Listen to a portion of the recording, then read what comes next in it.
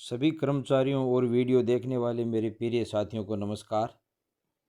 आपका अपने चैनल में स्वागत है, अभिनंदन है। मैं आपका दोस्त महीप सिंह राठौड़। साथियों, आज का अपना विषय है MSRA दक्षता आधारित आकलन 24-25 कक्षा 3 से 8 तक के दिशा निर्देश जारी हो चुके हैं, उससे संबंधित रहेगा साथियों।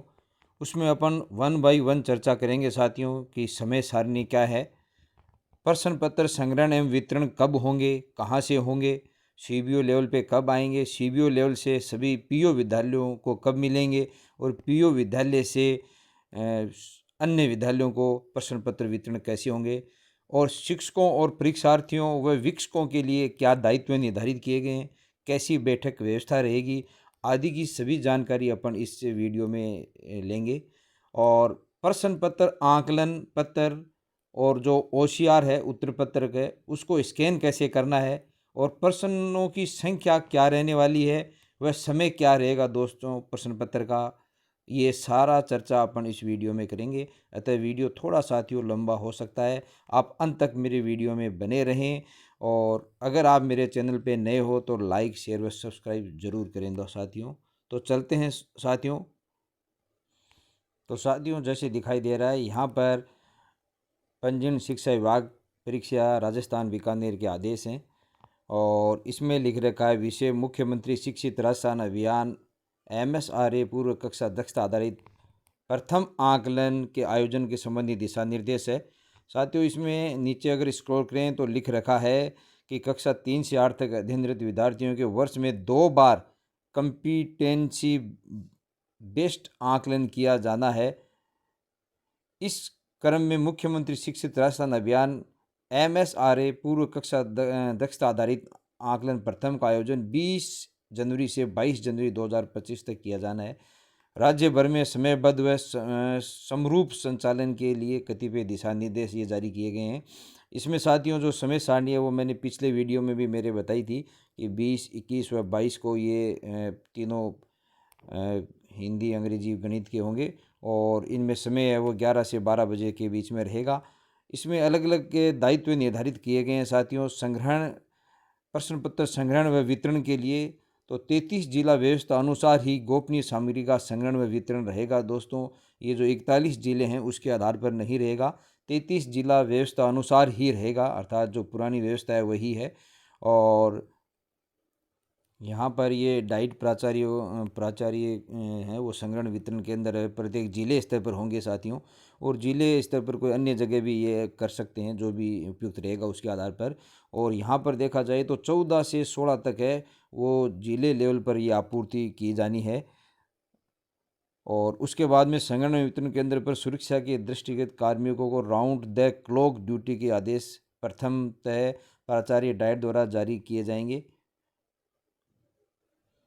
और इन संग्रहण वितरण केंद्रों पर जो पैकेट है वो बॉक्स है PO वार साथियों और UCO वार प्राप्त होंगे। सालादर्पण पोर्टल में लिए गए डाटा के आधार पर यह पैकेट करवाई गई है, पैकिंग करवाई गई है। अतः उक्त तिथि जो विद्यालय पोर्टल पर किसी भी PO UCO के साथ मैप नहीं थे के लिए प्रत्येक जिले में एक अलग पैकेट या बॉक्स होगा जिस पर नॉन PO या विदाउट PO अंकित होगा। नॉन PO विदाउट PO अंकित पैकेट बॉक्स को जिला संग्रहण एवं वितरण केंद्र पर प्राप्त होते ही खोला जाएगा तथा उसे रखी गई विद्यालयों की सूची का आकलन कर उसमें PO UCO का निर्धारण किया जाएगा। उसके बाद इन सभी विद्यालयों के समस्त प्रश्न पत्रों के पैकेट को संबंधित PO UCO के पैकेट बॉक्स में के साथ टैग कर दिया जाए ताकि वितरण केंद्र 17/1/25 से पहले कोई भी विद्यालय ऐसा न बचे जो किसी PO UCO के साथ मैप न हो। तो साथियों, इस बार जो डाइट लेवल पर जाना है वो CBO स्तर के जो CBO सर हैं और CBO स्तर के कार्मिक हैं उनको वहाँ से पेपर है वो कलेक्ट करना है और उसके बाद में वहाँ से CBO दिनांक 16/1/25 को अपने परिक्षेत्र में PO UCO को प्रश्न पत्र पैकेट बॉक्स का वितरण करेंगे और साथ साथ में नो PO जो विदाउट PO लिखा है वो पैकेट भी साथ में यहाँ पर वितरण होगा। तो प्रत्येक PO UCO दिनांक 16 एवं 17 जनवरी 2025 को अपने क्षेत्र के सभी राजकीय विद्यालयों को अपने प्रश्न पत्र लिफाफे वितरण करेंगे। पीओ यूसीओ को पैकेट बॉक्स में उनके क्षेत्राधीन समस्त राजकीय विद्यालय हेतु कक्षा 3 से 8 तक के लिए हिंदी, अंग्रेजी व गणित विषय के प्रश्न पत्र पैकेट्स होंगे।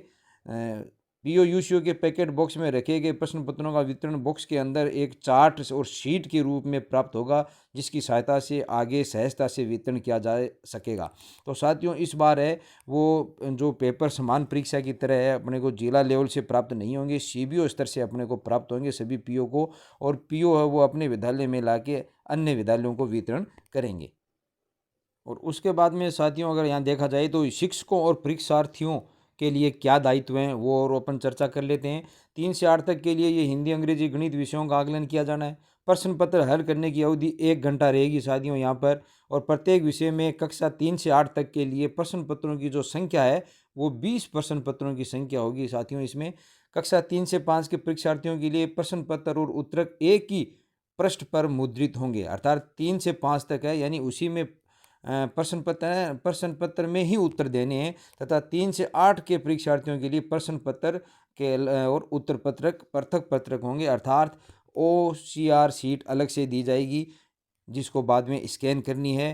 कहाँ पर करनी है वो भी साथियों ऐप नया आ चुका है, जो शाला दर्पण ऐप है वो दे दिया गया है। और देखा जाए तो यहाँ पर रफ कार्य के लिए एक अलग से शीट दी जाएगी, और वही 4 विकल्प आएंगे। 4 विकल्प में से एक विकल्प पर राइट का निशान लगाना है साथियों। और 3 से 8 के लिए गणित विषय के लिए द्विभाषी प्रश्न पत्र होगा, अर्थात इंग्लिश में और हिंदी दोनों में होगा। बैठक व्यवस्था कैसे करनी है, तो ये प्रत्येक परीक्षा केंद्र पर अन्य समस्त परीक्षाओं की तरह ही कक्षा कक्षों में उपयुक्त दूरी बनाकर बिठाए रखना है। बैठक व्यवस्था के समय केंद्र अधीक्षक ये ध्यान रखे कि एक कक्षा कक्ष में केवल एक ही कक्षा के परीक्षार्थियों को बैठने के स्थान पर 2 या अधिक कक्षाओं के परीक्षार्थियों को पंक्तिवार मिलाकर बिठाना है, अर्थात किसी एक, जैसे पूरी कक्षा कक्ष में है वो 5वीं कक्षा के विद्यार्थी न बिठाते हैं, कहीं 5वीं बीच में एक पंक्ति 6ठी क्लास की, एक 7वीं क्लास की, इस प्रकार की बैठक व्यवस्था साथियों यहाँ पर रखने के आदेश हैं। फिर साथियों यहाँ पर प्रश्न पत्र आकलन पत्र को स्कैन करना, कैसे स्कैन करना है, तो प्रत्येक आकलन पत्र की परीक्षा समाप्त होने के तत्काल पश्चात संबंधित शिक्षकों द्वारा शाला दर्पण शिक्षक ऐप, ये शिक्षक ऐप साथियों आ चुका है, इसको कहाँ से डाउनलोड करना है और कैसे इस पे कार्य करना है, इससे संबंधित वीडियो भी मैं आपकी सेवा में जल्दी प्रेषित करूंगा। पर परीक्षार्थियों द्वारा चिन्हित आकलन पत्र या OCR शीट को स्कैन या अपलोड करना है। शिक्षक ध्यान रखें कि आकलन पत्र और OCR शीट को स्कैन करने के लिए उसे सीधी सतह पर रखा जाए और बैकग्राउंड गहरे रंग का हो, वरना स्कैनिंग का कार्य नहीं हो पाएगा। थर्ड पॉइंट है, शिक्षक ये भी ध्यान रखें कि आकलन पत्र और OCR शीट को स्कैन करते समय चारों कोने स्क्रीन पर भली भांति नजर आए, ताकि पूरा एरिया स्कैन हो पाए। ऐसे नहीं है साथियों कि आधा ही स्कैन कर दें, ताकि वो सही, फिर वो जांच नहीं होती है, कंप्यूटर द्वारा सही जांच नहीं होगी। और स्कैन करने की अंतिम दिनांक भी साथियों यहाँ पर दे रखी है कि 25/1/2025 तक है, वो सब की सब वो स्कैन कर देनी है अपन को। इस दिनांक से पूर्व ही शाला दर्पण शिक्षक ऐप की सहायता से स्कैनिंग कार्य संपन्न करना है। ये टाइम फ्रेम है कि कब आपको CBO से PO UCO को गोपनीय सामग्री का वितरण होगा, 16 से 17 तक, और 16 से 17 तक ही PO से राजकीय अन्य विद्यालयों को वितरण किया जाएगा। तो ये पूरी समय सारणी दी गई है साथियों। मैंने आपको ये पूरे नियम समझाने की मेरी तरफ से प्रयास किया है।